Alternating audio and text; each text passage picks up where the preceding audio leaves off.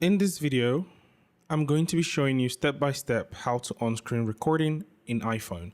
So the first thing you want to do is to go over to your top right hand corner and scroll down and find the button with the round circle, and you want to hold down on it in order to turn your microphone on for screen recording. So you can either toggle it on or off and start recording.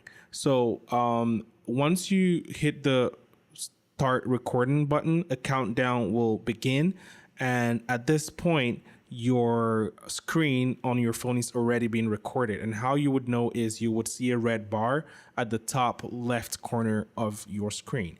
So essentially, once you tap that, the screen recording will be stopped and the video will be saved to your photos. Alternatively, you can just tap on that button to start recording automatically. If you found this video helpful, make sure to leave a like and check out our other videos for further updates on everything tech.